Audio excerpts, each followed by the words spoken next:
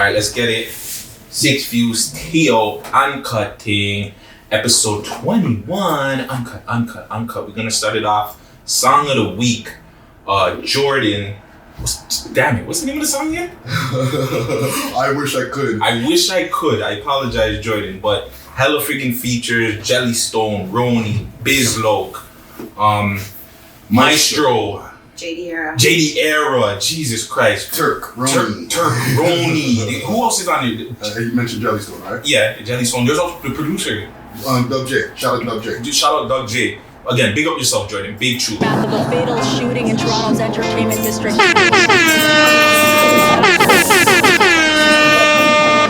So far this year, there have been 398 shootings. These men opening fire on was injured, 2 men killed.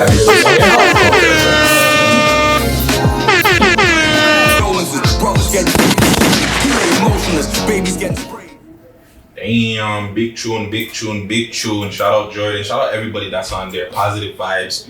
It's your boy Guttz, no drip. Me in the building today. 6 Views Uncut, episode 20. I'm gonna 21. Jeez, I'm all over the place today. Episode 21. I'm gonna introduce my guest. We got somebody different. We've taken out the hip hop world and said we're gonna do something a little bit different. Miss Jewlz Chaotic in the building. How are you? I'm good. Thanks for having me. No problem. Also, we got Fact Check in the building. What's guanin'? You guys want to do your shout outs really quick? Or do you have anybody shout out? Big up? Just shout out Louis Rankin, R.I.P. Louie, toughest. Don't you ever bring scared business to me. You're looking at the toughest rascal Jamaican in the United States of America. Oh my God. We're gonna get into that. Fact Check. Any shout-outs? Shout out to all the haters out there. Shout out to all the young heads. You know what I'm saying? Keep doing your thing as usual. Hey. Get a stack. Flex it on the gram if you want to. You know what I'm saying? What is it? The money phone? Keep flexing the money phone. Straight. Make them as big as possible. And to all your old heads, keep punching the sky. Damn it, man. Well, shout out the team like usual. You already know the boy PK Herc. Thank you again for coming out last week for the push interview. Gucci 416, Raheel, Empress. Make sure you follow. Also subscribe to We Love Hip Hop Network. We dropping videos constantly, daily, like 2-3 videos sometimes. So make sure you subscribe, comment, become a member. You get that exclusive package where you can see exclusive content before it comes out. And also, this audio will be coming out Monday morning. Well, you're probably hearing it right now. So every Monday morning, make sure you listen to the audio, SoundCloud, everywhere you can listen to podcasts. Let's push up these podcast numbers, man. I want to be big in these audio streets. You hear me? Big shout out to yourself. Okay. That Sad Shorties interview on SoundCloud is at least 1,100 listens alone. Excuse me. So you know what? Big up Puffy Mac, Destiny, and Kai Casanova. Sad Shorty's interview, super dope. I don't know if y'all have seen it, but this month I'm supporting the gal them. Like, no more interviews with the man them. Well, we only have one more week, but it'll be a female regardless. And yeah, check out all my interviews this month with all the females. It's Bossy, Sad Shorties, the cast of Push last week. Jesus Christ, that was freaking funny as hell. All those shorties, make sure you check them out. And just, in general, man, it's Toronto, be safe, be good. Let's get into it. I wanna get it. Oh, sorry, my bad. We gotta pray for Nigeria first and SARS. That shit out there is crazy. Like, just have Nigeria in your prayers and all that stuff. See what you can do. Anything helps, right? And also, big shout out to my little cuz Lucas getting your freaking cameo on in Drizzy's trailer for Certified Lover Boy. My family's doing big things still. I have to humble flex. But let's get into this new stuff. Figure out what's going on in the world this week. I had something we'll get into the COVID next. You're talking about the old heads and all this stuff and the young boys. I don't know if you've seen, but shout out Friday Ricky Dred. He has recently did another interview with Sagittarius Shorty. Like, some shit went down. We got into like a really big fight. Cops were called. And then I ended up going and staying with a friend. The cops followed me around for a good 2 weeks. And You know who that is? you know who she I is? know who Sag is. Yeah? Yeah. Okay. Well, yeah. Fam, Friday's been getting a lot of backlash for this freaking interview. And it's not the first time she's been on the platform. She's been on the platform before. She's a lot bigger now. I mean, she has OnlyFans. She's big on YouTube, doing her fashion hauls or whatever. Well, but she's been getting backlash forever, though, so... But the backlash is not even... I mean, she is getting the backlash. But now it's going on to Friday, which I don't understand. Like, he's an interviewer. Like, why can he not interview important people in the city? They might not be important to certain people's opinion, but she's important. Like, she got views. People pay attention to her. Like... Yeah. Why? I don't know. It's a weird question because it's like, why? I understand why they would hate on her. I don't understand why the hate goes to Friday. I don't know. I don't get that. I see, like you said, I see why she get the backlash, but again, you're just putting it out there to the people for who want to know, so it doesn't make a lot of sense. She has a huge fan base. Yeah, She does. It's And crazy. it's like tripled in like a year, so I have been following her for quite some time. Yeah. Boom.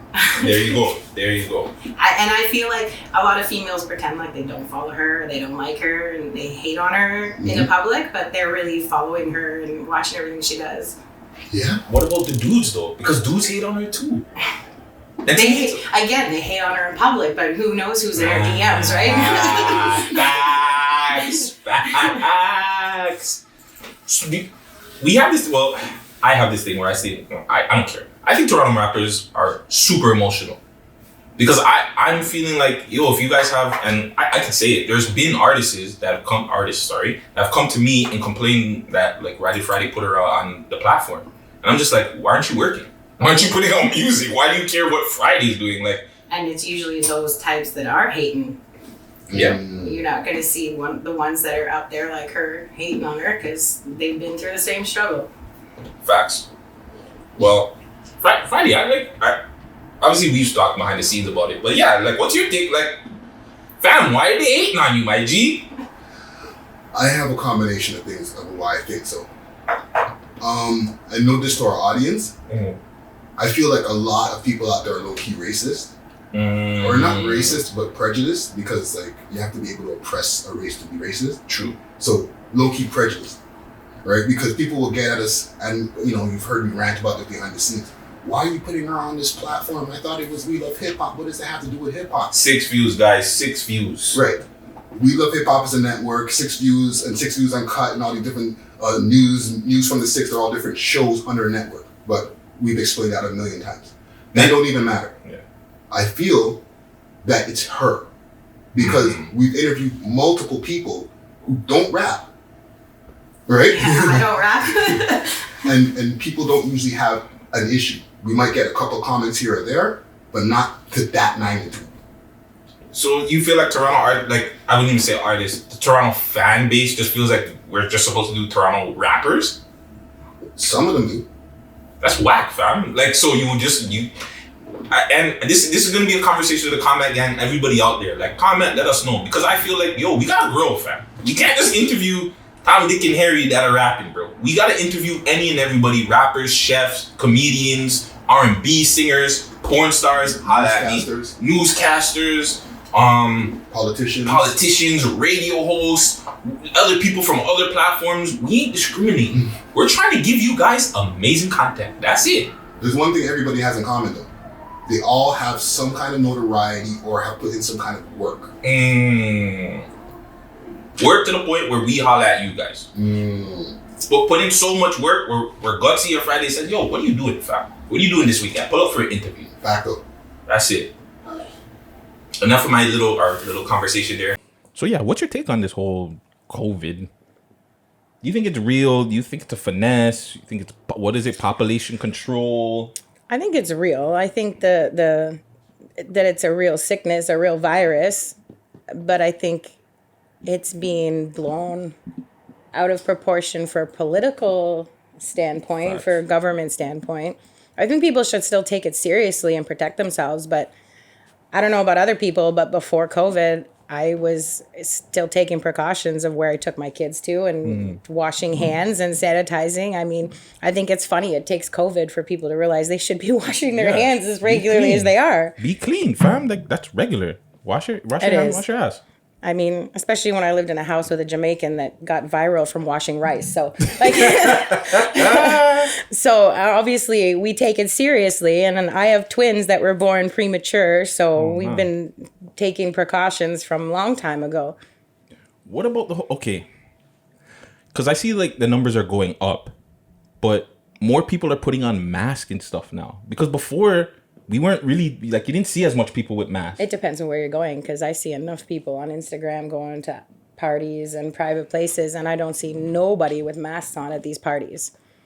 And it's silly too, because people are complaining these parties are getting busted and stuff, but everybody's posting them all over social media. And Because like it's like a rebellious thing. It's like, well, we don't care. We're still gonna go out. We're still gonna enjoy ourselves. Like summer was shut down for the first time in God only knows how long. And you're trying to tell us winter too? When was the last time you saw Caravana canceled? A lie. Right? One of the biggest venues. One of the biggest venues for Toronto. One of the biggest things to make revenue for this city. It lost millions of dollars for that.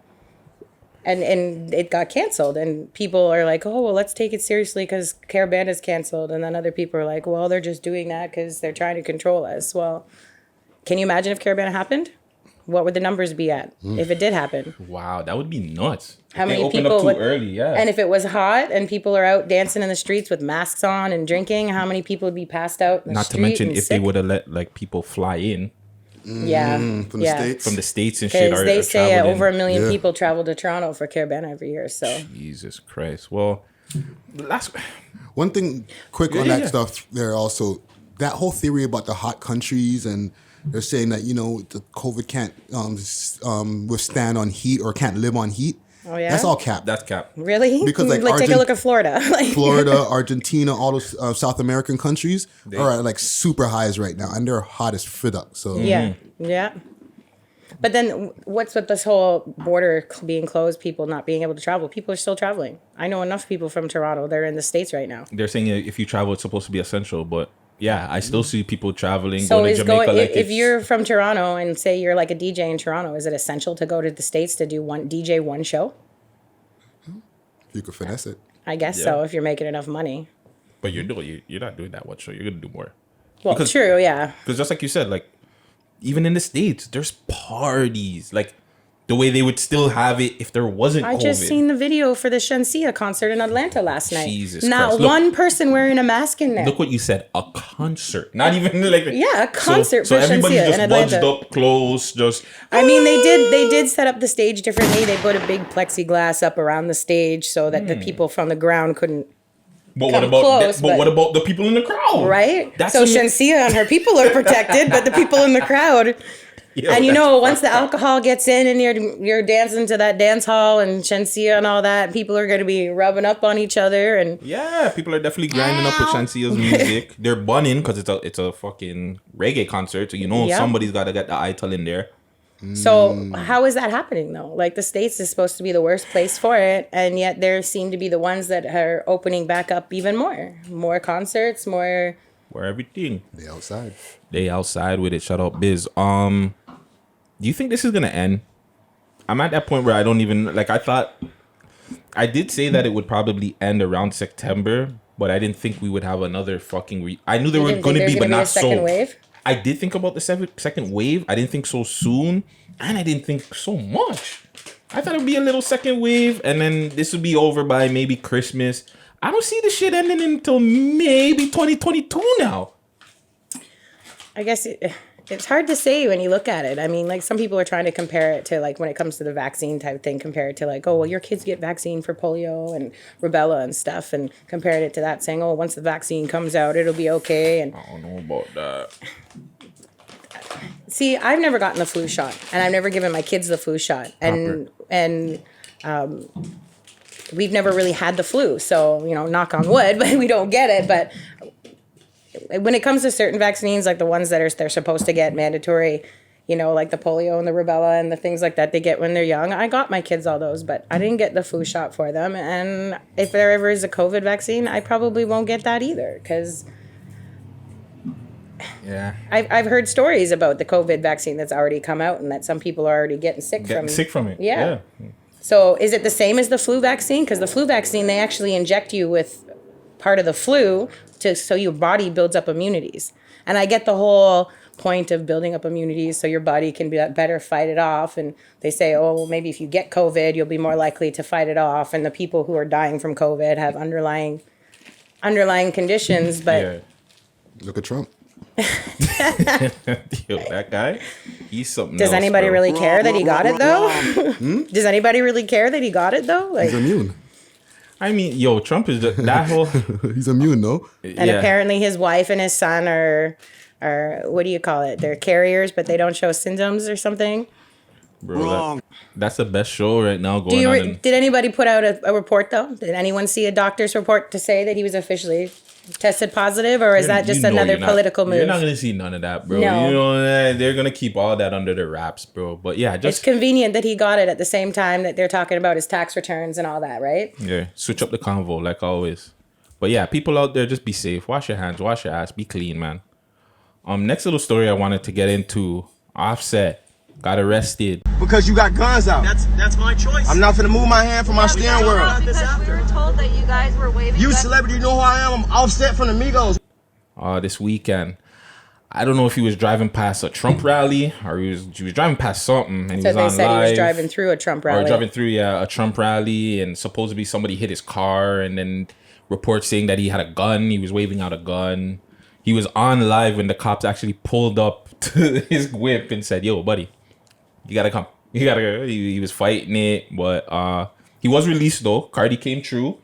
I don't know if she was the reason why, but they were saying she was the reason why. Those two have been wilding on Instagram for a few days now, though. Did you see the video of him laying in the bed next to her, trying to get her to give him head on live or something? And she was in the bed. And I'm like, yo. Those two have been wilding out. I rate it. But yeah. What do you think about that? Just the whole situation in general. Another black man being what do you call it? What's the word I'm looking for? Targeted. Wrongfully targeted. Because he wasn't wrong. I guess he was. We don't even know the story just yet. But again, he's just targeted as a black man. I mean, I can understand the position of the police. Not to say I'm taking their side, but when someone's calling them and saying they see someone waving a gun around, but then how true is that story? And people knew who he was, because if you watch the video and see in the background, there's tons of people on the street that knew who he was taking videos. So the person that hit him probably realized who he was, and they're thinking, you know, insurance, money, whatever, right? Because of who he is. Let's be real. You're a white woman. Yeah. What's your take on everything that's going on? I think it's sickening. I really it's hard for me to put a position on it because I'm not.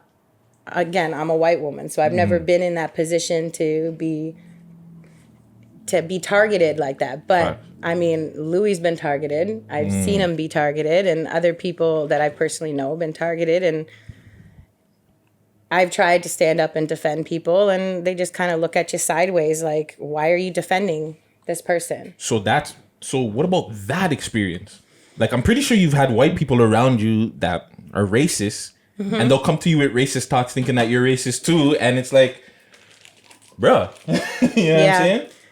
Yeah. And it kind of goes along the same line with like when you see white girls trying to do the style of the culture, you know, when they do their hair out. Like for me personally, you'll never see me with like dreads or braids or just because I don't because I don't think it's appropriate for someone like me to do that. That's not my culture. Like that's your culture. So why am I going to take your culture? And again, I don't even think it's something that looks good on most white girls anyways. Most white girls I see with them. But then they'll say, if you're not taking our culture, but you're taking our men. It's not that I'm not taking the culture. I accept the culture and I respect the culture and I love parts of the culture, like the reggae, the dance hall, the hip hop, the rap, all of that, the food, all of it. But that doesn't say that I can turn around and be you and change my lifestyle. Like I'll never be a black person. I'll never be an Asian person. I'll never be, like that's not me. I was born white. So I have to, at certain points, I have to stay in my lane, but at the same time, I support the whole Black Lives Matters, and I would support anyone that's in that situation where they're being wrongfully accused or whatever it is. Again, I have mixed children. Fair. And I've had to sit down and talk to my son about things already. He'll be 10 in February, and I've already had to sit down and talk to him. Like, you have to understand, even though you're mixed, you're still going to be looked at as a black man.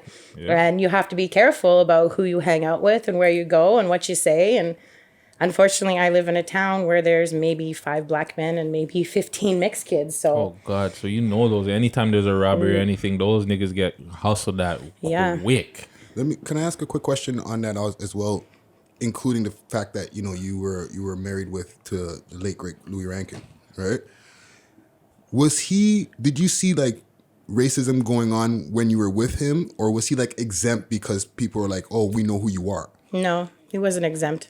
I feel like being a celebrity kind of puts you out there even more, like with Offset, like with Louis, especially when depending on like what you're involved with. Like when you think about Louis, like everyone thinks of him as Ox or Teddy Buckshot. So they automatically assume the roles he played, that's who he is in real life. And they think, oh, so that's what you do in your movie. So you're a gangster and whatever, right? So they automatically assume those things. And then it just like, if you smoke weed, they think you're a bad person.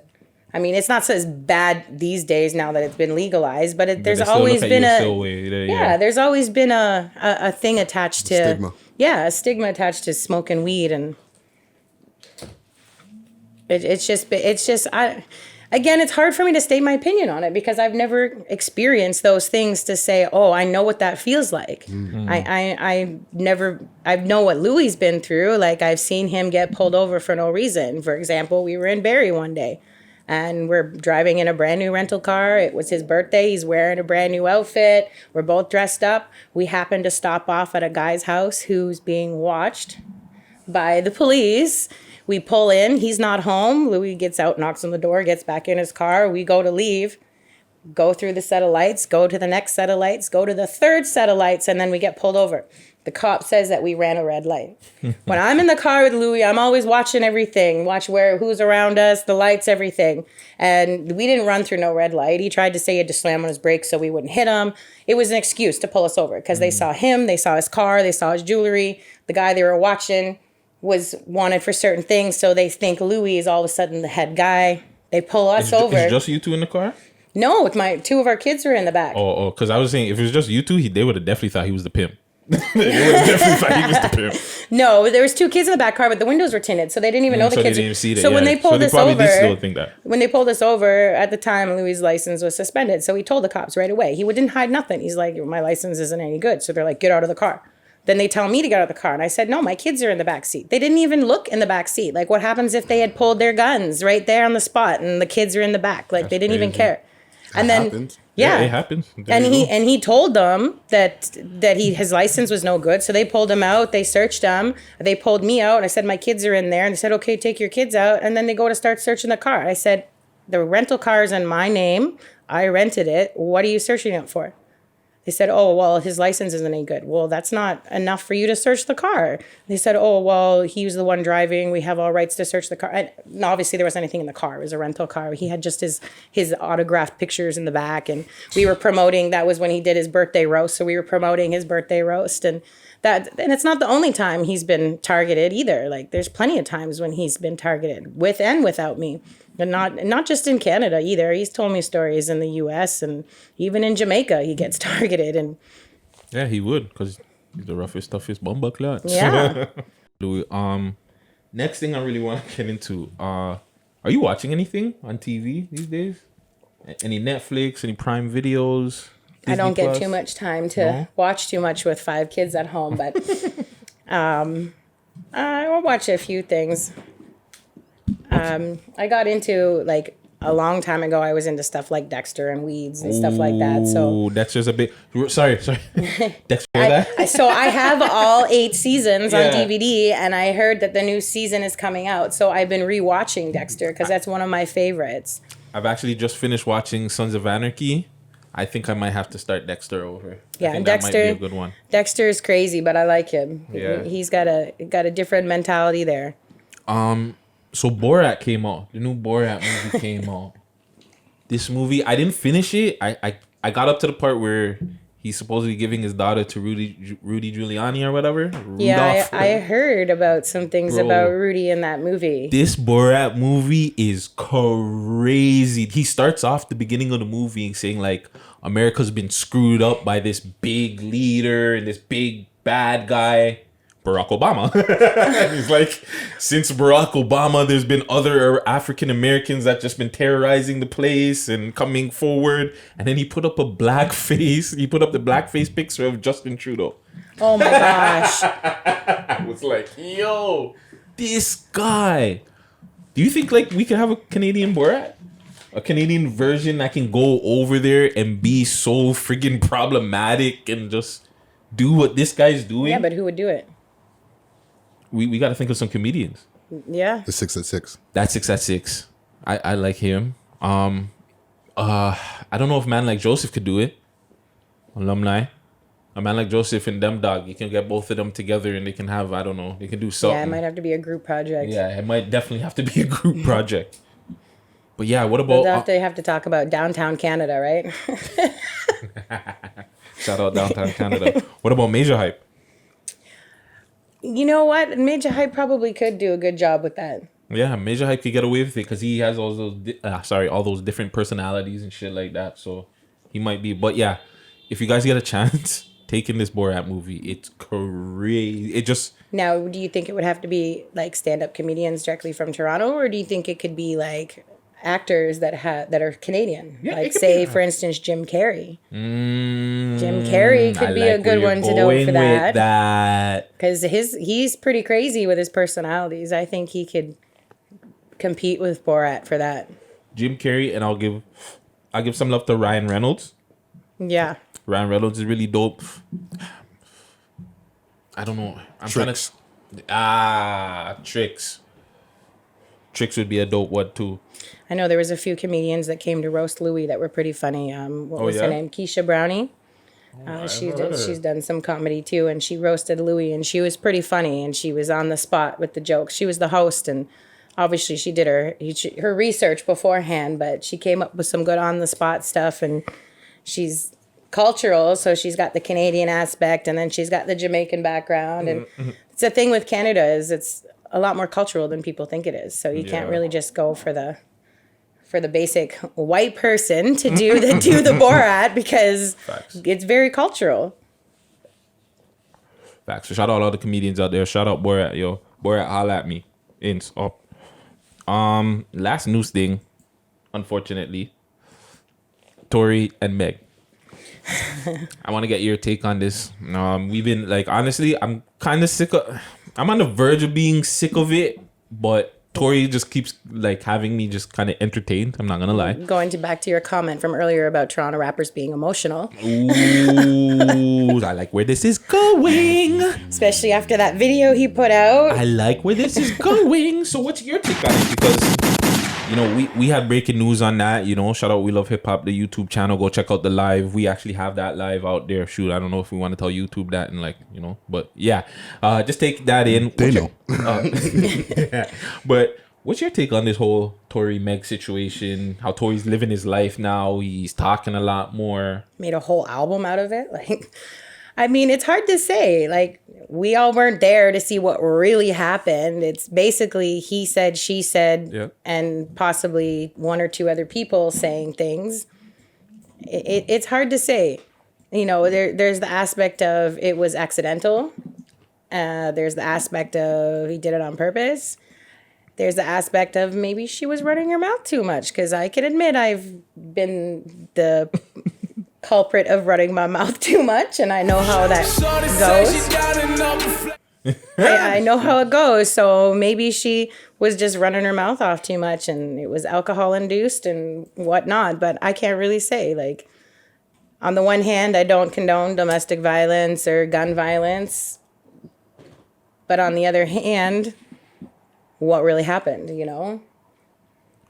I don't know. It's very tricky situation. Do you feel like somebody's gonna get convicted with this, with something? Like, do you even think? Well, obviously it's in court now, but do you think we're gonna get a conviction of like either Tory did something, or will they turn around and say, okay, well, Meg lied, and she might get charged with something? Or maybe it will come down to the whole fact that the gun went off by accident and she got hit by accident, but somebody has to take responsibility. So they'll, a lesser charge or something along those lines. But because it's so out there in the media, clearly they want something done about it. True. So you feel like, we're getting a conviction or something out of this? Maybe, but maybe not to the extent that it is right now. I don't think he's going to get charged with or convicted of attempted murder or aggravated assault or anything like that, It depends. Let's hope not. I guess it all leads down to statements and witnesses and evidence, right? Like everyone keeps asking about the doctor's report and they're all saying, she wasn't actually shot. It was just shrapnel. And, if she was really that badly injured, then why is she 2-3 days later dancing around and performing and stuff? Hey man, it's a sticky situ. Herc, I'm gonna find out what gas station they at. I promise. I'm gonna find out. And it's not like either one of them need the money, so it's not like she's trying to go after him because she's trying to take his money or whatever, because they both got their own. So what's really going on? Before I come off this, what about the way he's going about it? Because a lot of people, even though they don't know what happened, he's talking too much. Not even just that he's talking too much. They don't like the way he's going about it. Dropping an album. I thought it was a little much, but at the same time, it's a hype song. You can't the whole album is fucking fire. It is, but and he did. Sorry, he in his defense, he did say that was his mom's birthday or the day she died. I can't remember the two, but he said it was one of those days. So it's just like, yes, he knows there was other things going on in the world, but at the end of the day, what about me? Like, I still have things too. Stuff, like you guys are not the only. Like, you guys don't make the world go round in my life to an extent, but it's like I go through things. I have people that mean things in my life, and this date meant something to me. I definitely think the two of them had some sort of personal issue. And unfortunately, it got brought into the public eye because of what happened. And that's what happens when you're a celebrity of some sort of status. Anything that you do or say is going to be brought out into the public. Yeah. Like, what would have happened if neither one of these two were famous? Would we have heard about it? Would there have been a new album out? Yeah, none of that. I feel like Tory kind of took advantage of the situation, used the opportunity. I think they both did. Yeah. I think they both took advantage of it. They did. I still think this is fake. Yeah. I think they're going to come out and say, we tried a thing and it got a little bit too serious and but this wasn't the way it was supposed to work out. Oh, you mean like Cardi B and Offset's divorce? Hey, you said it, not me. Like, was that a whole publicity thing too? Because they don't look like there was anything going on there. Well, she says she's getting some good peace, so... Apparently, the piece is good enough to come back and just say, just give it a fifth, sixth chance. You know what I'm saying? So well, on the one side, when you're in a relationship, you have to figure out ways to make it work. It's not always going to be good. It's not always going to be great. There's going to be the hard times, and then being a celebrity, it kind of makes it even more difficult on you and puts you even more in the limelight. I'll give you an uncut question because we will get uncut. Does a man's size, will that change? Does that matter? To a certain extent, yeah. That can keep him around? Keep him around? Yeah, like that can keep him around? To a certain extent. Size doesn't always matter. I mean, there's that old saying, it's not the size of the boat, it's the motion of the ocean. If you know how to get your woman off, it shouldn't matter. It's like, it's the whole idea of what if your man doesn't go down on you either? Does that matter? If he can get you off in other ways, I guess not. Straight up. Right? So I guess at the end of the day, it's whether or not you're both enjoying yourselves and you're both having a good time and you're both getting that end result. Whatever way you have to go about getting it. It's all about the end result. All about the end result, man, with Jewlz. Before we get into this little interview with you, we got a little thing. What are you listening to? What am I listening to? Yeah. Anything new, old? I got a lot of Pop Smoke. Got some of Tory Lanez's new album on there. Shout out Tory. Juice WRLD. And then the rest of it is a lot of dancehall, reggae, and old school 90s hip hop. Sorry to cut you. That's just so crazy that you just named, out of the three, you named two artists that are dead. Yeah. Like RIP to Pop Smoke and Juice WRLD, but that's crazy, man. Yeah. Yeah. I just want to shout out J Neat. J Neat got a new mixtape out, Lost Souls. Big that up. That's really it. I've been taking that in a little bit. What about you, Freddie? Benny the Butcher. Burden of Proof. You know, I've been hearing a lot about him, but I haven't listened to anything yet. And I think it's probably about time I did. Take him in. Sorry to go. I know this. Like, this is your interview. Is that album of the year for you? I can't call it album of the year yet, but it's something that I'm listening to heavy. What about you? Do you have like an album of the year or a song of the year? Like a song that's just been stuck in your head this year that you're just like, yeah, I love this song. Like, there's some hoes in this house. I can't really listen to that song at home because I got youngins and, you know, that's impressionable. They don't have the Kid Bop version out yet? Oh, God. I'm going to be sad if they come out with a Kid Bop version of that. You wanna check that out for us, Friday? Do they have a Kid Bop version of that?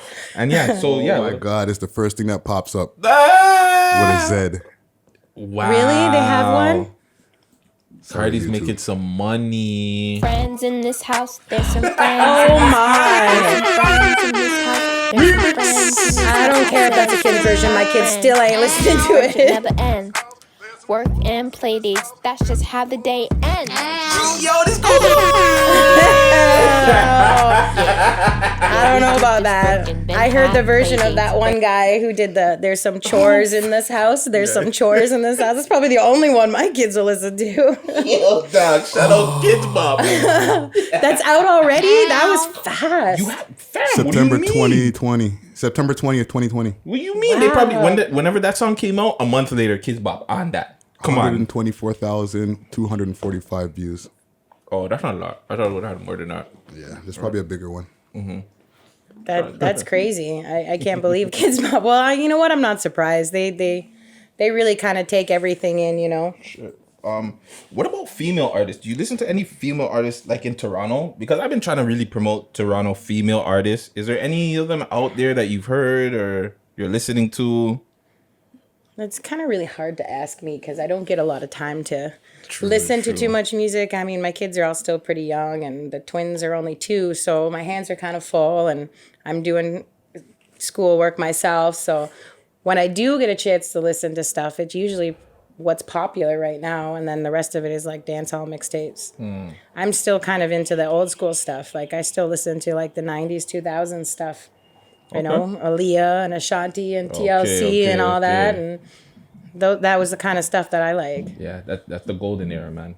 You'll never get that again, unfortunately. Wow, I actually heard that they're putting out another Aaliyah album. That they've just are they? Yeah, they are. They're don't do it, man. There's some songs that were not released, and they're taking them out of the vault and putting out an album. Be interesting to see what those songs are. If Timbaland and Missy are producing it, I might be there for it, but I feel like you gotta leave certain things alone, man. And I feel like her legacy is just so beautiful that you think it's gonna ruin her legacy to put it out, even if it was. I didn't even like when they did the song with the Jay-Z remix, like the Missing You. I didn't like that. I didn't like the Drake or Chris Brown thing that they did with her. I just feel like just leave certain things alone. Yeah. Like appreciate them, do certain remix or maybe do like a sample of them.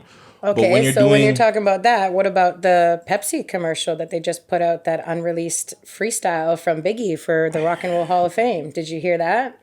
Again, I don't like that. You didn't It's like just it? my opinion. I just feel like certain things you should just leave alone. Like Tupac had like 20 albums after he died, fam. Yeah. Like just leave it alone, bro. He didn't need so many albums after But don't he they died. all? Didn't Michael Jackson have songs put out after he died? Elvis Presley? Yeah, they do. Look, I get it. Louis' album hasn't been put out yet. We're gonna get into that. Well, yeah, I guess. I don't know. Again, in my opinion, I just feel like certain things you gotta leave the legacy where it is. You know what I'm saying? Yeah. Again, my opinion. What's that there you're running? This Pepsi Biggie thing. 1,500,000 views since October 21st. Yeah, it just came. It was just released, and it's promoting the fact that he's being inducted into the Rock and Roll Hall of Fame. Shit, I never even knew about this. Slam, quick slam, 10 can, whatever. Whether too cold or too hot, you got the cute Pepsi in the freezer. I keep it clean for my crew. My girl like the bad too. Other flavors taste the worst. I don't even converse if you can't quench my thirst. Well, you see what I'm saying? Like, okay, like this guy has me on like this whole audio thing, right? So I can tell like the mixing and all that shit ain't proper. And it's I guess it's his fault. Like blame him. Because now when I listen to certain music and when I go back and I listen to those kind of songs that were released after these guys have died, the mixing and certain things are off to me, and it's just like fuck, because it's man. not being mixed to the era when he put his music when he was alive out. Yeah, he was able to switch up the tone or put this so in here. Beat and all that is for today's time frame. It's like it's not even just the beat, it's just the sound. Like he knows what I'm talking about. But I mean, the thing about Biggie is that, you know, he's legendary, so it doesn't matter what he raps on, he's gonna sound good, in my opinion. You know, fact. That's like MJ for me. Like anything I hear Michael Jackson on, it's fire. Yeah. But yeah, shout out all the music that's been coming out lately. Shout out all the Toronto artists, female artists. I'll just throw some names out there for you that maybe if you get some chance. Luna, put out some more music. Luna Soleil. I follow Luna actually. Luna I do follow Luna, yep. Okay, Taste Stacks. That's another one that's good out there. Chromas, big name. Everybody knows Chromas. Cocanina, who's also alumni of ours. We interviewed her. And yeah, this is a couple of names out there. I'll just but isn't Chromas getting some hate right now because she's hanging out with Chair Girl? Is she? Oh, her and Chair Girl are friends now. I don't even know that girl's real name. I only know her as Chair Girl. Yeah, everybody knows her as Chair Girl. That's her thing. I don't even know Chroma's real name. Now, see, you got backlash for having Saj on here. Do you think you'd have backlash if you brought Chair Girl on here? Ooh. I don't know. When she finally reaches, we'll find out. Oh, you want to interview her? Hell yeah. Me personally, I have no problem interviewing almost anybody. I would love to know the story behind why she did that. No, Chair Girl is going to forward and have an interview on the network. Okay, good. It's going to happen. I'd love to know. What Freddie calling it? No, I'm not calling it. I've had conversations with her. I'll put that out into the fucking good. public right now. I'd definitely watch that interview. All right, man. Speaking about interviews, we're going to get into this interview with you right now. Miss Jewlz Chaotic came a long way down here to Toronto to interview. Who is Miss Jewlz Chaotic? Well, I guess most people would know me as Louis Rankin's assistant and a partner, mother of his children, some few of his children, I should say, not all of his children. Okay. People didn't really know me too much before that. And I was kind of in the entertainment industry a little bit. I would promote like friends of mine that were local artists and local rappers. We used to have something called Carib Fest in Barrie, which was very similar to Caribana. And it was always the weekend after Caribana and was similar, the same thing. So we did shows there and we had like Bungie Garland, Fan Lions, Barry's Hammond, Inner Circle, local artists that would open. And I would help promote shows and help sell tickets and help work backstage and stuff. And, you know, as a single mom, you don't always have money to pay to go to shows and stuff. So part of the compensation would be I would get, you know, free backstage passes, an opportunity to go out and see shows. And that's kind of how I met Louis, because I was helping promote for the Method Man Redman show in Barrie, and he showed up for the show. Okay, proper. We're going to get into that. Take me back, though. Who are you, though? Like, who was Jewlz before Louis? I wasn't anybody serious, really. Stop this. So what was it like? You said you grew up in Barrie? I was born in Barrie, but I grew up in a small town, Angus. I used to live across the street from the original Miss Vicky's Chips factory, and my mom used to work there, and some of my family members. Yeah, and then they got bought out, and they moved their factory, and I was always a small town girl, you know, Barrie, outskirts of Barrie. I've also lived in Cambridge, and I've also lived in Wasaga Beach, and I was a bartender for several years. And nice. What was it like growing up out there? In Barrie? Yeah, Barrie, Wasaga Beach, all these places. Wasn't too bad. I'm a city guy. Wasn't too bad. I mean, Barrie's definitely changed a lot from when I was a kid. It's gotten probably doubled in size, maybe even tripled in size, and what else? It's become a lot more cultural than it used to be. I'll admit Barrie was predominantly white back in the day, and Now it's become a lot more culturalized. Proper. A lot of people that work in Toronto live in Barrie and commute. But it wasn't bad. I mean, it was an all right place to grow up as a kid. I don't really have too many bad memories of the city itself. Or, you know, Wasaga Beach is definitely not what it used to be when I was growing up there. My mom had a house in Wasaga Beach for over 18 years. And I remember as a teenager, you know, the big thing to do was go party in Wasaga Beach on long weekends and doing the strip in your cars and going. And I was bartending and all that. So, but it's not like that no more. Wasaga Beach is pretty much gone now. They took down the whole main beach and there's nothing there no more. The slides are gone. The go-kart track's gone. It's not crazy. The same.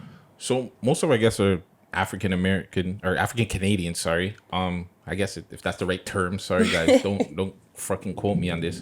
What was it like as a, I guess, Caucasian? Are you?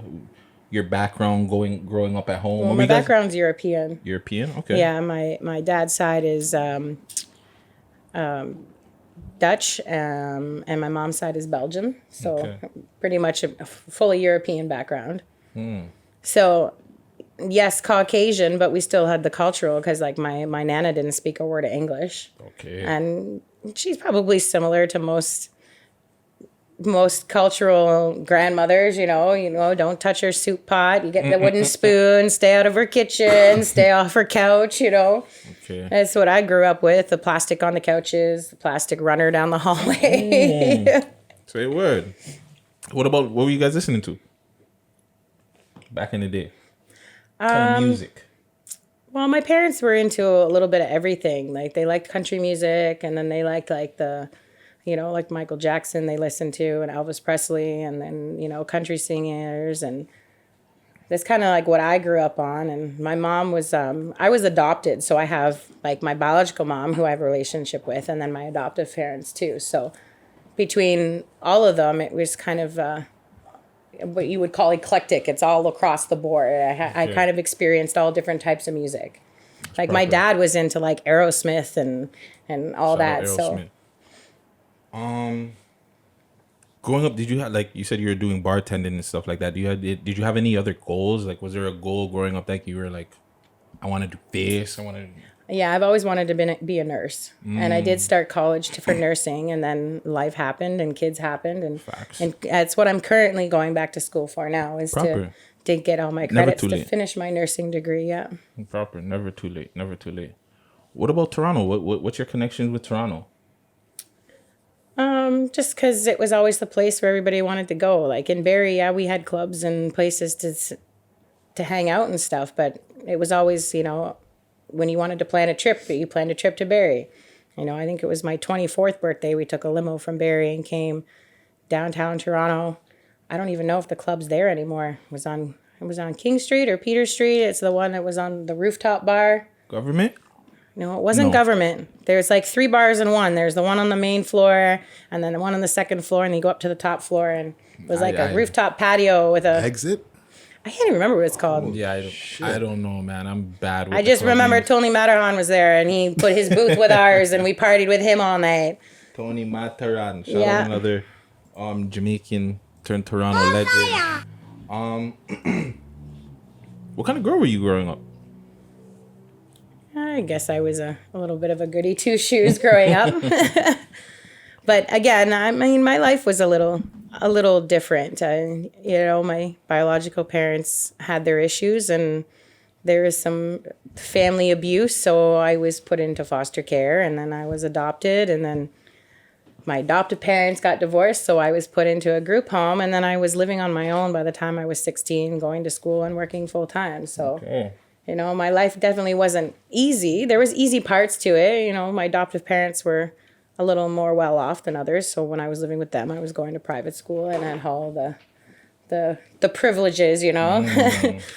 What I could say, white privilege. I can say that, you know. Straight went to private school, horseback riding lessons, figure skating, whatever I wanted. And then I experienced the other side of it when I had to move out, and not move out, but ended up out on my own on the street because it was better for me to be on my own than living in the group home because the group home was messed up. this might be sound fucked up. Can you give us like a white privilege moment in your life where you're just like, yeah, I got away with this because I'm white? There's nothing in particular that I can think of that comes to mind to say that I ever got away with. I mean, there are some things that I did in my life that I paid the consequences for. I can't. I think the opportunities that I was given during my childhood, like I said, private school and those kind of things. That would be it. Yeah, but when it comes to like if I committed a crime or did something I shouldn't have, there's nothing that I really got away in that aspect with because of white privilege. But some people think white privilege doesn't exist, but I personally believe that it does because I've seen it and I witnessed it and experienced it. And again, it's the culture, right? Again, I also grew up like in the Barrie area, which was predominantly right when I was a kid. So there was a lot more opportunity. I'm sure if I was living in the Toronto area, I may not have been going to a private school. Facts. Yeah, man. You're right. Take us through the night you met Louis. So that was probably, I think it was 2013. So it was the Method Man Redman show in Barrie. It was a sold out show. One of the best shows that I've ever dealt with and worked with and seen. And he showed up there with his crew and his girlfriend at the time. And oh, man. A little embarrassing, I have to admit, when he first walked in there. Shoutouts being one of my favorite movies, I didn't even realize who he was. And he was standing right next to me, chatting to me.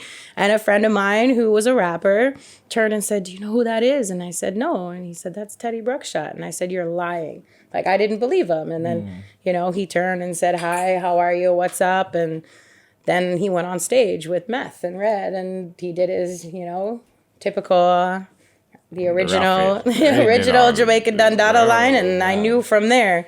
And that night it wasn't really, it was just kind of like that was when I first met him. We just kind of said hi, he asked me who I was and what my job was, and I kind of told him, how I help promote shows and sell tickets and stuff. And then I never really saw him again until summer of 2014. So that was at the Juicy J show in Barrie, and he showed up to that show.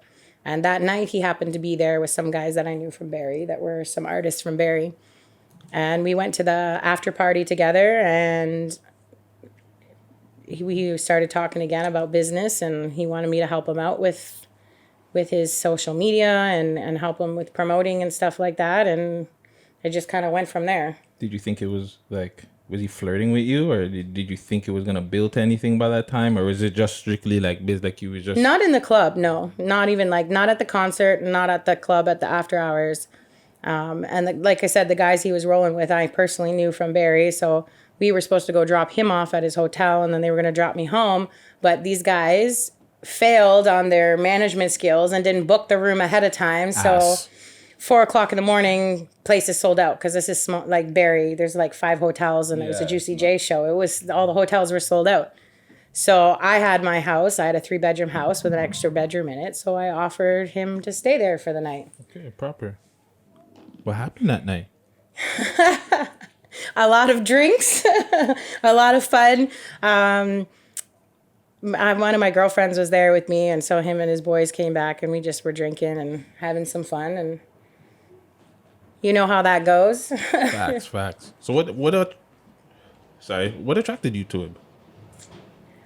His personality, I guess. He was a very nice guy, and he was very straight. He didn't really hide his feelings about anything. He was very upfront and forward, and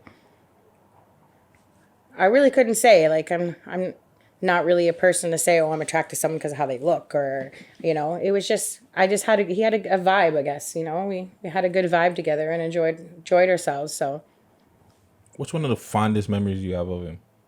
Together, you guys. I guess when our kids were born. That would be like when our first daughter and then the twins were born. And then... okay, not include the kids, because obviously... Yeah. We had some fun times. I guess when we took a weekend trip to Niagara Falls with the kids, and we enjoyed ourselves. It's really hard because, like, with him being who he was on the road a lot, and he was away a lot. So we didn't get to do a lot of the the typical family couple things that most people would get to do because he had a lot of work to do. Yeah. But we had our fun times. I think we had more fun working together than we did on a personal day-to-day living together kind of experience. He also signed with. Did he sign with DJ Khaled? No, they just did. They had a collaboration or something. Yeah, they going did the song with Nas and from the song Nas album Done. Yes, So yes. So Khaled had called me and wanted to connect with Louis, and basically within 24 hours of Khaled calling me, he was on the plane to Bahamas to film the video. Jesus, like who's the craziest person that you guys connected with? To you, in your opinion, like that you were just like, wow, like that you've been around maybe with him or. Well, a lot of these artists I had been around like before I knew him too, like Snoop Dogg and you know Meth and Red and Juicy J and Shaggy, and we did a show with Charlie B and Chinese Assassin and P Rain and all that and Barry, and like these are all artists I worked with before I met Louis. But I have to say, probably Popcorn. Only because I've been a huge Popcorn fan for years and years and years. So when he started like hanging around Popcorn, and then they did the movie together, The Intent to, and then, you know, shout out Popcorn because that man has shown me a lot of respect and checked out for me and the kids ever since Louis' passing. And he calls me and video chats me all the time and makes sure we're okay. And well, not all the time, but like he when he gets a chance, and you know he shows respect, and the same like Movado and Sizzla too. I have to say all three of them, they've all gone out of their way. I'm probably missing some people, Bounty Killer, like a lot of the big name artists that Louis did work with or friends with all reached out to me. So I mean I have a lot of respect for them just because culturally wise they respected him, so they showed love, you know. Mm-hmm. But I'd have to say Popcorn's probably the biggest one that I kind of got starry-eyed over, you know. Unruly over you. Going back to saying what kind of music I listen to, definitely, that's one of the biggest. His fixed tape album is on repeat for me. Okay. Movie-wise too, he's done crazy movies. I guess Shoutouts is number one. What would be the next movie for you? You think Shoutouts is number one over Belly? I guess it's depending on it depends on who you ask. I would definitely put Belly though. Yeah. I'd put Belly. His performance, his Belly was amazing. The him and DMX with the soccer game, amazing. That scene, probably one of my top 5 scenes. And the shootout scene. The shootout scene. Do you think it should have ended the way it did though? The movie or the shootout? The shootout, like how he took out all those guys and then the shorty at the end. Chiquita. Shout out to Chiquita. I remember that. Nah, I didn't like. That's Paula Ooch, right? She was also in Dancehall Queen. Oh, okay, I didn't know all that. Mm-hmm. I'm not even gonna front. I'm not a huge dancehall guy, so I don't know all that. But yeah, she was in Dancehall Queen and in Belly. But yeah, I did like the way that scene moved. But what would be... So what's your take? You would pick Belly over Shoutouts? No, I would pick Shoutouts over Belly. Yeah, Shoutouts. I like the movie Belly, but Shoutouts, I don't know. I think it's the soundtrack, the music, the culture, the way that whole movie was made. It really gives a good representation of Jamaican life, you know? And really shows people... Not that I would know, because I hate to say it, but I've never personally been to Jamaica. So I really wouldn't know. But from what I've been told and what I've seen, it really does portray the Jamaican lifestyle and what it was like growing up there and the things people had to go through to survive. Why did Louis come to Toronto? Because it seemed like he just, like, I don't know, something attracted him to Toronto and he just came out here. Well, he had to leave the U.S. for legal matters. Okay. So he left the U.S. and went to Jamaica. And then he stayed in Jamaica for a few months and then came to Canada in around 2010, I believe. And then just stayed here because it was better to be here than in Jamaica. Because in Jamaica, it's even harder to move your career along. And I mean, even all the artists that are there now, they don't stay in Jamaica. They go to the States and the UK and to promote themselves. So he just figured, and his family's here too. His mom's here, his brothers and sisters are here, his nieces and nephews. Yeah, they all live here. They all came here to Canada, like way back. Okay. And then he came to Canada with his family and then left Canada for the U.S. and then lived in the U.S. for most of his career. Okay. But most of his family's here. His mom's here and his brothers and sisters and all that. Okay. I didn't even know that. That's crazy. I don't want to shit on the man's name because I know, one, he's not here, and he's not here actually physical either to talk about this. But there was allegations that he did come out and testify or against people, artists in Toronto. I'm not too sure. I forgot the guy's name. Do you want to talk about the situation, clear up his name or clear up his side? Well, he was subpoenaed to testify. He didn't do it willingly. He was subpoenaed. He didn't really have much of a choice. Yeah, at that point, he had no choice. Yeah, so he got robbed, supposedly at gunpoint. I wasn't there. I got a phone call at 3 o'clock in the morning from the police saying he had been robbed, and they wanted to take him to the hospital because he got hit in the back of the head and he was bleeding and stuff. And it happened in the parking lot at Lucky's Diner, which is Jane and Wilson, right? Yeah.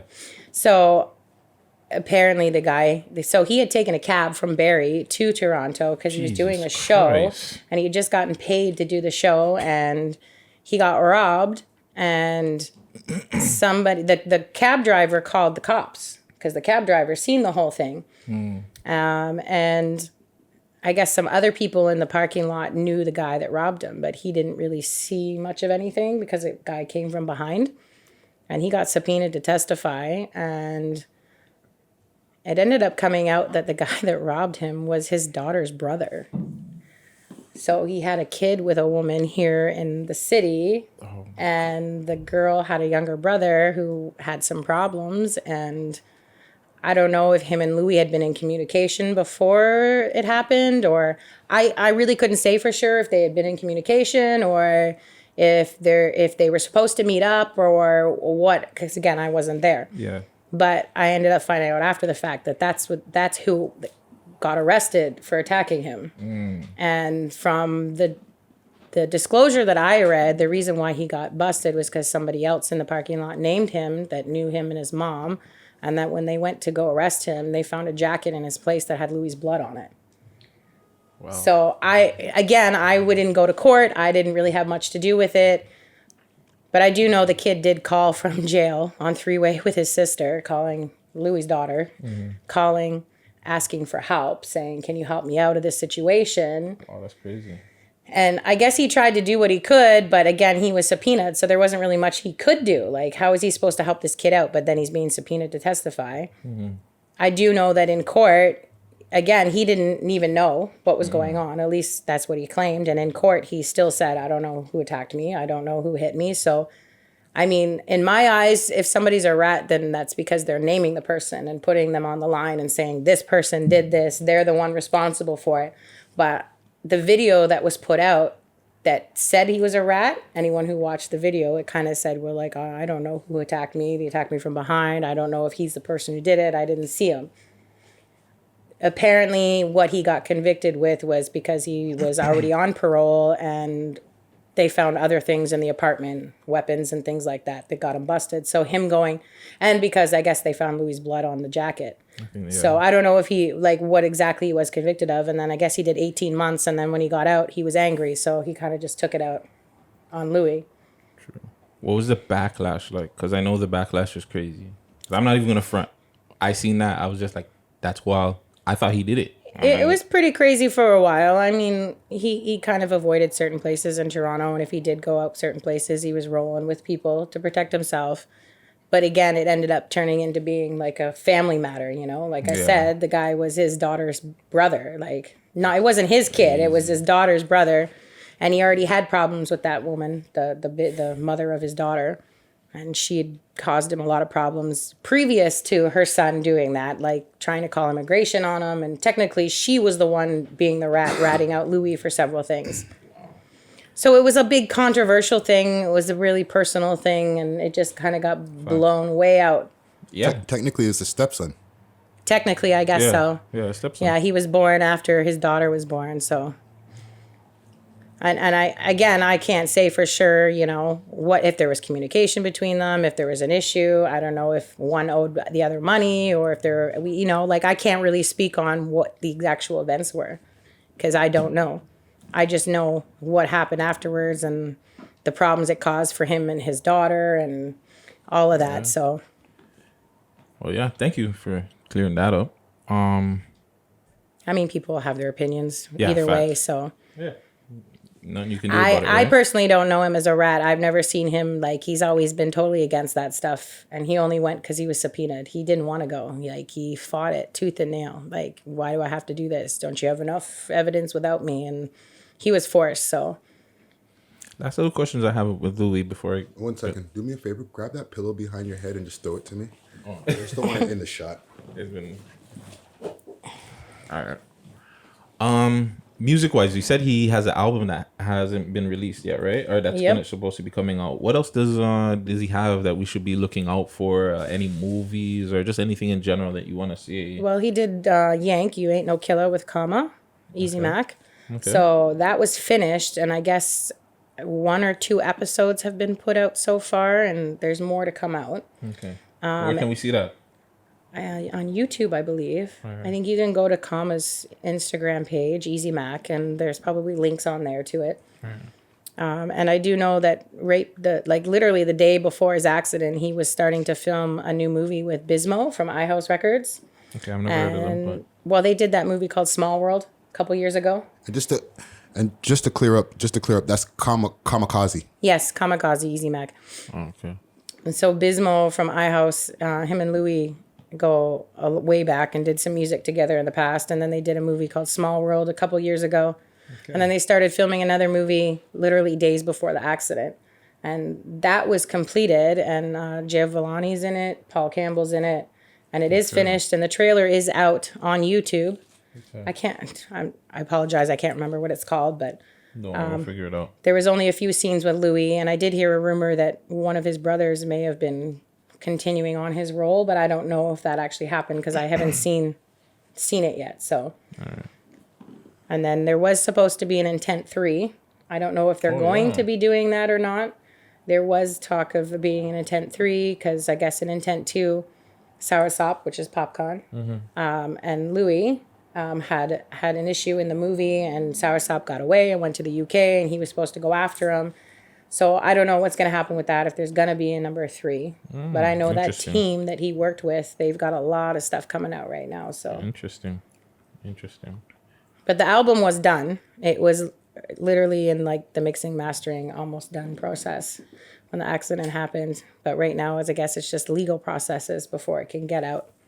Like who's going to take it over and who's running the estate and things like that. And where if it makes money, who the money's going to go to, and you know he's got children in the States as well as here. So, although all of his other children are over the age of 18, it's just my 3 kids that are under. So okay, how many kids does he have?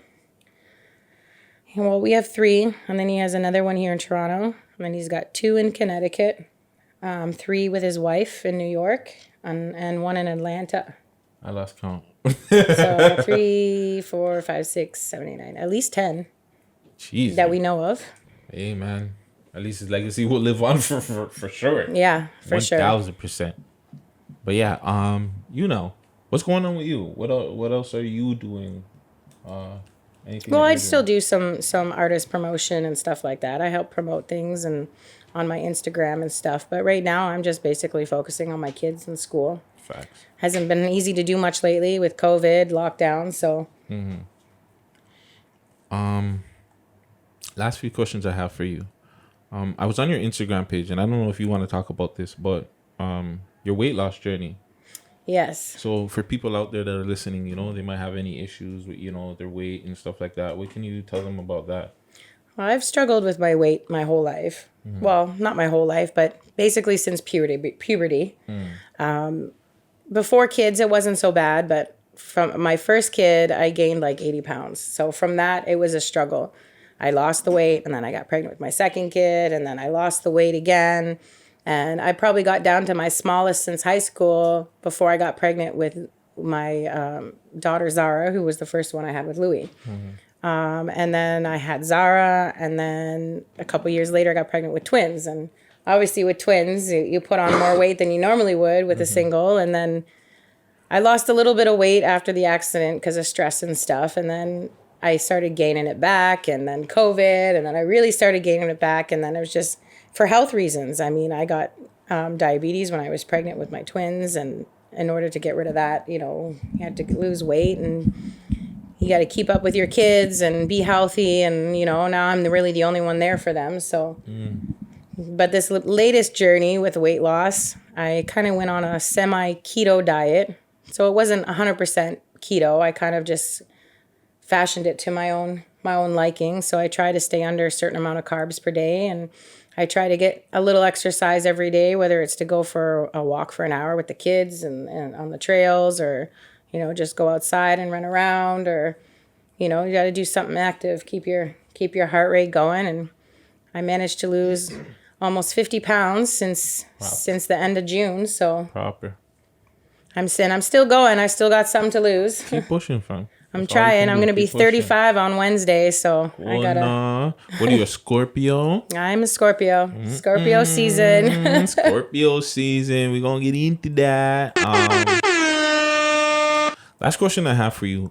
We asked everybody on this. Friday has, I don't know if you see like the We Love Hip Hop podcast, but even PK Herrick asked this on his show, even 6 Views, or my show as well. We have a terrible problem with gun violence in Toronto. That's for sure. With you raising some kids, you know what I'm saying? You might send your kids to Toronto one weekend, or they might just go to Toronto one weekend, and you know what I'm saying? I'm not saying they're getting themselves into something, but you know what I'm saying? You want them to be safe as hell. Yeah. Is there any way we can obviously not stop this, but bring down the gun violence? I don't know. It's hard to say because there's so many sides to it. I mean, Justin Trudeau didn't really help taking advantage of the COVID and throwing all these laws out there with trying to take things away from people. On one hand, there are people who are properly trained and know how to use the weapons they have and are legally licensed to carry them and only use them for what they're supposed to be used for. And then on the other hand, there's people that use them for their own personal gain.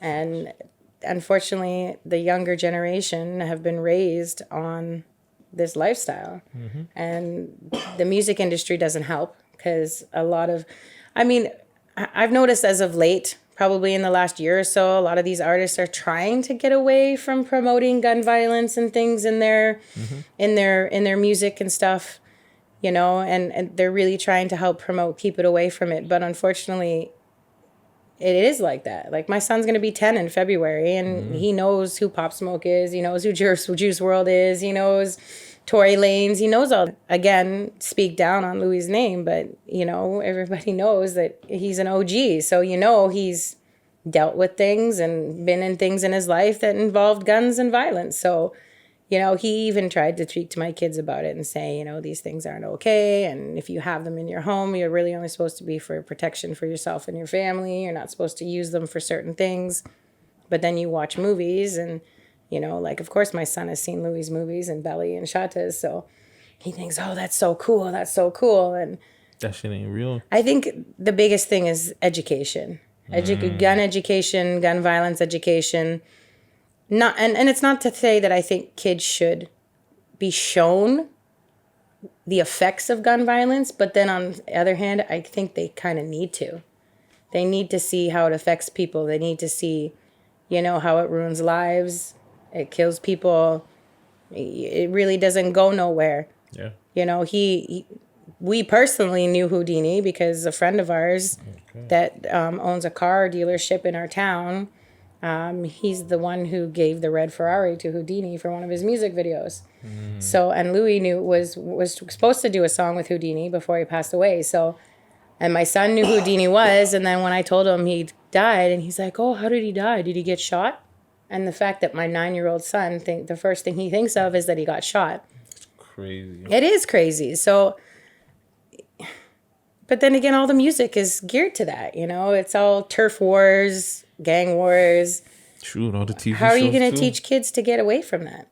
there's got to be. I know there's a lot of artists in the community right now that are trying to do the anti-gun violence, like this song "Wish I Could," and you know, there's a lot of other artists that have become involved in anti-gun violence. I know JD Era has always been against it. Like I said, I've known JD Era for probably over 10 years, and we love hip hop alumni.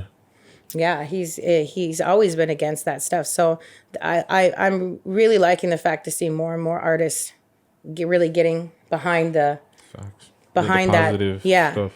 You know, and I see a lot of people trying to get involved. I think was it Infinite was doing some stuff in Rexdale for for anti-gun violence and in the communities and the schools and stuff. So, and Louis did a lot of talks too. He did a lot of interviews where he's talking about, you know, stay in school, get out of the streets, get your education. You know, if you want to get into music, then focus on the music, not on the streets part of the music. You know, some of these artists are really trying to change things around, but it's not easy. It's a lifestyle that's been ingrained in people for years. So yeah, man. Well, Toronto, like always, do better, man. I hope artists, the ones that are doing positive shit, thank you. We appreciate you. And we see you out there. Jordan, everybody on that track, everybody that's just trying to do something positive, we see you out there. Keep doing your thing, fam. do you think that banning guns is going to help stop the issue, though? No. To me, one, instead of trying to get kids at like 15, 16, I think we got to start younger. I think you got to start going at these kids at like 7, 8, 9. Yeah, look at my son. He's 9 and he's when already they know stuff now. Mm-hmm. You gotta get it into them when they're, you know, impressionable. Yeah. And 8, 9, 10-year-old boys are impressionable because you see them on Instagram and Facebook and they're dancing and flashing their fingers like they're guns and, you know, all that stuff. So I think you got to get them when you're young. I think obviously like doing more programs so these kids have something to do other than, all right, well, there's nothing to do, I'm just gonna go to the streets. And I think parenting, I don't care what anybody says, I think a lot of these parents, it might not be their fault, but they've failed a lot of these kids. Is it from lack of attention on the child? Because a lot of these parents don't know what the hell their kids are doing. Their kids are out there selling drugs and they don't have a clue. Yeah. So it's like you got to be real with yourself as a parent to know, yo, what is my kid doing? You got to go search up your kid's room, do all that shit. You're a parent. You're not I do friends. those things. My oldest kid's going to be 13 in 2 weeks and she gets mad at me because I randomly take her phone and go through her messages and look at the website she's going on. And when she wants to go to a friend's house, I said, who are you going to? Who are their parents? Like check their history. And she gets mad at me and she's like, oh, why do you have to give y'all up in my business? I said, because you don't know these days. Yeah, you don't know if their parents are crackheads. You don't know what their parents are doing, you know? You don't know any. So yeah, I think parents have to really get into your child, bro. Especially like you got mixed kids, so you got to do it. But yeah, especially if you have a black child, get on your kid's ass. No homo. Mm-hmm. Like really parent your kids. I think you're right. I think there's too many parents out there that are not involved in their children's life enough. They get to a certain age and they just kind of let them go. And not even just that, I do understand, like, there's life. Like, you're trying to work, you're trying to get your life together too, right? Like, you know, life happens, you know, you could be whatever the situation is, but at the same time, you made a child. Yeah, but once you have kids, your life is no longer yours. It's for your children. So yeah, I know you work, I know you do all that, but you gotta pay attention to them too. So that's another thing too. And yeah, that's it for that. Jewlz Chaotic, thank you. Before we get out of here, I got the uncut question for you. Really quick, can we take? Really quick, I just gotta get water. What did Martin say in the live? Let me get some water, nigga. Water. Should have some water break music. No, it's gotta be soothing. I was gonna go fast. Yeah. So uncut now with Jewlz Chaotic. So we're gonna get a little uncut with you, all right? I'm not gonna go too deep. Are you single? Yes. Okay. Yeah, but you gotta pay attention to the kids. Yeah. If you could see from any artist from Toronto or anywhere else in the world, who would you want to see? Toronto? Yeah. I'd probably say Chromaz and Saji. Both alumni. Yeah. And maybe even Chair Girl. Facts. Have you seen Chroma's stuff actually? No, I don't. I haven't been on OnlyFans at all for any purpose. I'm gonna send you the link. All right. I haven't checked out Saji though, but yeah. What about in the States? In the States, I mean, Or it doesn't have I guess to be some in the people would States, say Cardi B and Meg, but I mean, who hasn't seen their shit already? I mean, Right? it's out there already. It's like, you know. I'm definitely not picking them though. Again, you can't even say Kardashians because we've already seen one of them too. So I can't really. You want me to be honest? Beyonce and Jay-Z? You're actually the second person that said Beyonce. We got Beyonce last week, no? Mm-hmm. We actually got Beyonce last week. I did say Beyonce. I'm trying to think of who else maybe I'd... But you would only see Jay-Z though? It'd be interesting. Not by himself, with her. I would love to see what their sex life is like because they're one of the few celebrity couples that don't have their personal life out there like that, you know? So, and they have 3 kids. Yeah, you don't even see them kiss. Like, no, you don't. Nothing, fam. Do And you then- have a picture of Beyonce and Jay-Z kissing? No, I've never seen one. Like, is there a video out there of I'm them gonna Google kissing? it now. No, I don't know. And then I hate to say this, and I don't want to sound disrespectful in any way, but Michelle Obama. Whoa. And I'm saying this after somebody, who was it that put out that thing about Michelle Obama was apparently a man? Wow. Who, Trump? You never That heard sounds like a about Trump that? thing. No, it's been going around the internet for That a sounds like while a Trump- now. that sounds They like a put out Trump some thing. pictures Yeah. from Barack and Michelle from way back in the day and That's saying definitely Trump. because they're saying that you don't see any pictures of their daughters from when they were babies. That's so cat. Oh, yeah. There's a bunch of pictures of Jay-Z and Beyonce kissing actually. Is there? Yeah. Oh, so weird. I'm seeing. They're probably just 4 of them not- in the images now. Oh, okay. Yeah, they probably just people don't look for Yeah, those it's just as much. rare. There could be, I know yeah, it might sound weird, but I definitely would look at an OnlyFans of Michelle Obama. I don't know why. You just don't see her in any other aspect of other than being the first lady, you know? I'm not gonna lie, I'm a pervert, so I would see like anybody. Like if if you tell me anybody had a sex tape out there, I would be first I'd be like, yeah, Okay, ew, so- like why would they? But So let's go how what you everybody see. was educated back in the day on sex. Sue Johansson's Sunday Night Sex Show. Would you Facts. watch an OnlyFans with her? I would watch an OnlyFans of her. Yeah, she would know what she's doing. But she's a legend in sex fit tips. So. Imagine her actually performing. Like, so what I'm gonna do here with I shouldn't do this because Instagram might they might not monetize. Demonetized. But I can definitely see her perform. Yes, Yeah. Sue, bad gal. Hell yeah. Are you talking about the lady with a little curly afro? The little white lady. She used to do the Sunday night sex show. No, you're not. You're not sucking his penis, so you're not doing this. But she even did. She went on. Real. What talk show? She went on one of those late night talk shows, and there's a couple of other celebrities that showed up on it. She brought her magic bag with her and pulled out all this stuff. Yeah, and beer toys and all yeah, kinds she's of like, crazy that's shit. what I grew up on. That's how I learned about sex was Sue Johansson. I think it was like 11, 12 years Bare old. bacas, yo. Facts. You're not hit. What you have to do is thrust a little bit harder. Your thrust action is not hard enough. Do you see the way my back is arched? And she's so professional about it too, and like so clinical that when you listen to her, it doesn't sound like it's bad in any way. That's the proper posture. I wouldn't pay for it, but I'd watch it. Yeah. Yeah, I'd watch it. If you're a celebrity, if you're a celebrity out there, I'm gonna watch your sex tape. I've heard a lot of people say Sarah Palin. I should hold on. Let me take that back. Yeah. Shout out Sarah Palin. I have to take that back. If you're over the age celebrity out there, I will watch. Yeah. Over the age? Yeah, okay. over the age Yeah, you have to celebrity, clarify that. Because I know niggas that are coming, any celebrity, you little fucking dirtbag. Nah. But yeah. 18 and over. 18 and over, let another nigga 18 boulder. still even a little young for some of the guys out there. 21 and older, let another Okay. nigga boulder, all right? That's a little bit too young as for me.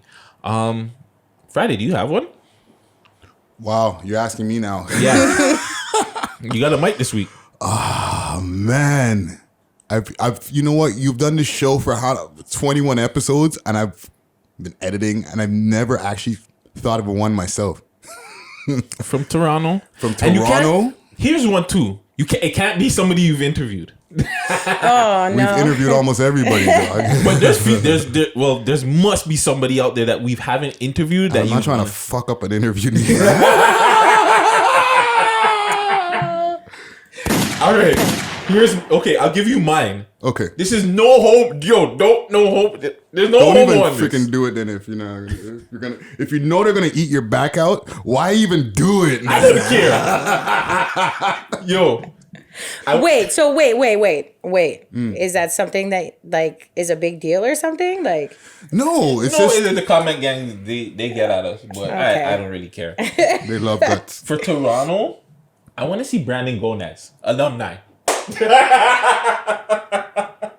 What about what's her name that used to be in Suits? That's married to the prince. I can't remember her name now. You know what I'm talking about? Mm-hmm. I know I went way left with the Brandon Gomez. She's married to what? Prince Harry? Oh, Prince Harry's wife? Yeah, she was in Suits. I don't know her name, but yeah, she's a baddie. Why did I can't think of her name now? She's a baddie. And now that she's all prim and proper now, because she's she's royalty. I don't know what you're talking about. I have a few in my brain. Mm-hmm. You know, I'll put a little hint of it out there. Meghan Markle? No, the CP24, because I watch CP24 heavy. There's a couple of them on there that I would like to see an OnlyFans of. You mean like but Dina? Not Dina? with that. Let's not put any names out there. However, there's at least I'm putting that name out there because I'd watch Dina for sure. No, CP24 because Dina is on breakfast television. Yes, yeah. I'm talking specifically CP24. Yeah. Okay. There's about 3 of them on there, and their OnlyFans can't be with their man or whatever. It just has to be just a solo one. So are we only talking females here, or are we talking like males too? That's what I want to see. I know you don't want to see males, but like from the female aspect. My whole thing is I just want to see the shorty that Brandon would get. I think Brandon would get a bad. That's why his wife or his girlfriend Well, whatever. Wait, is that 2 separate people? No, well, he said his wife and then his girlfriend. Let me not get Brandon in trouble. Right? Brandon watches this. He might be watching this. I don't want to get the man in trouble, yo. Yeah. Anybody else? But from a female perspective, to see a man's OnlyFans from Toronto, there's a few. There's probably a few now.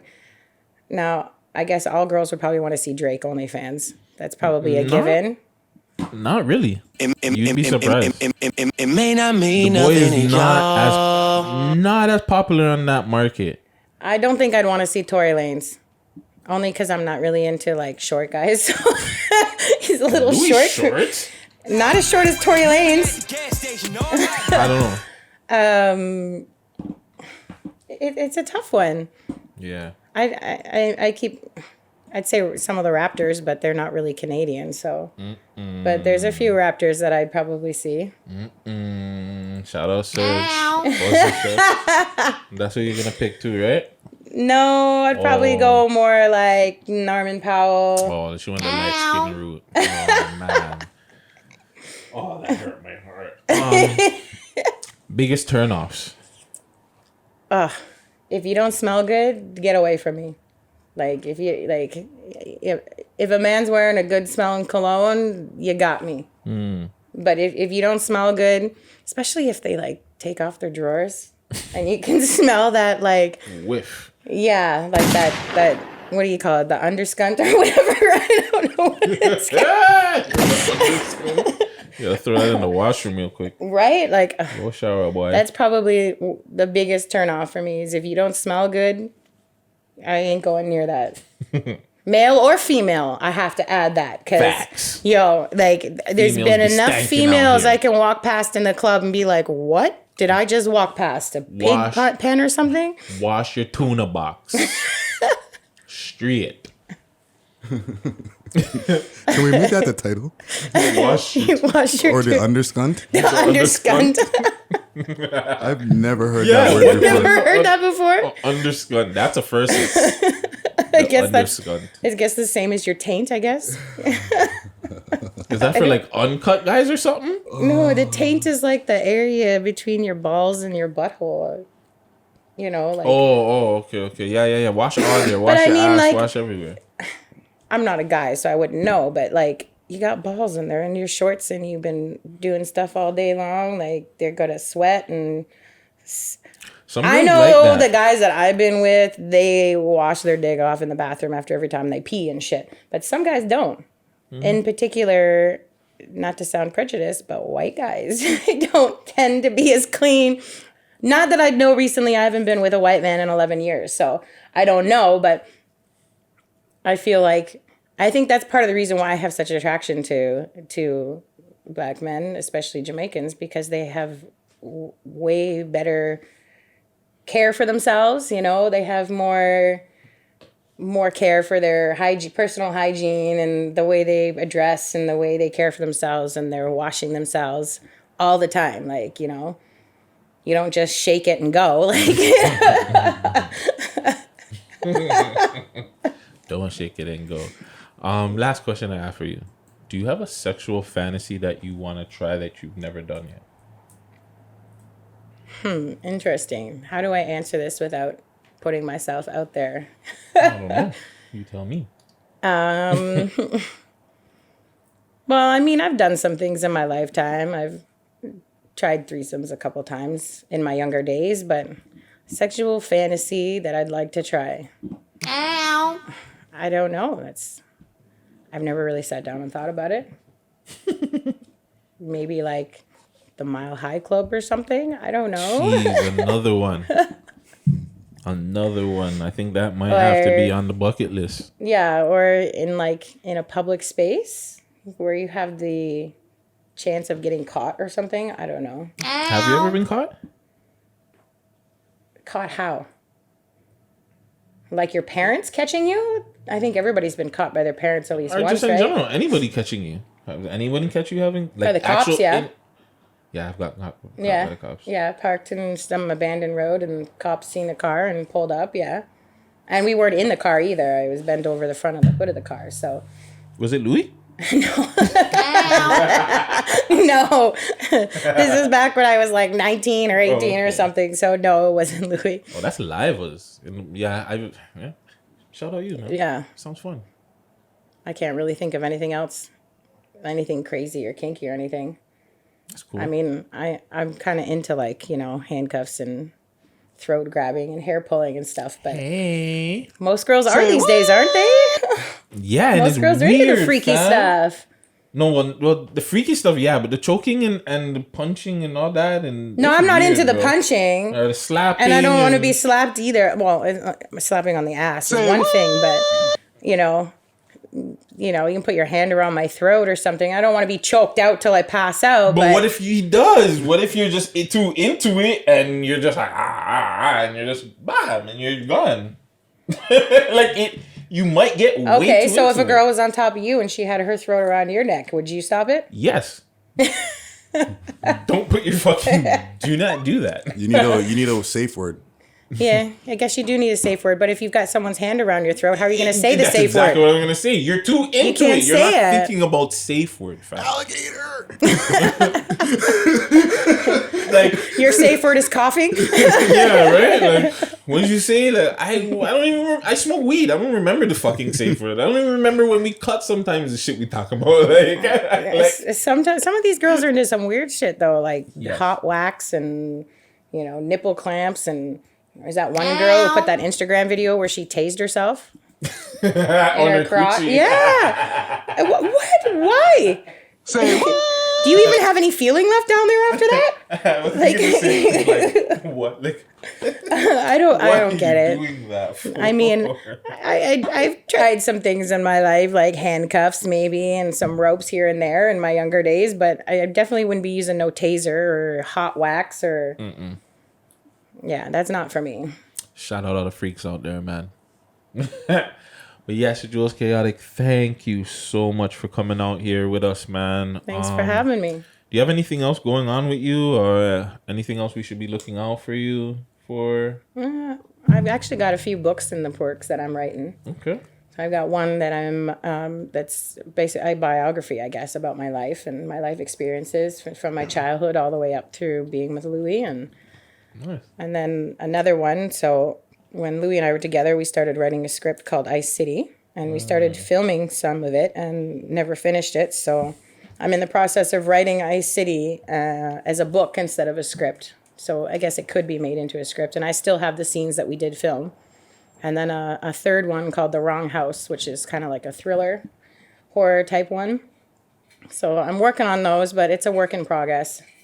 So it'll take some time. The biography will probably come out before anything else, just because it's a little bit easier to write about things that have already happened instead of coming up with things, Yeah, facts. All right, man. Do you want to let the people know how to get a hold of you? Well, there's my Instagram is Jewlz Chaotic.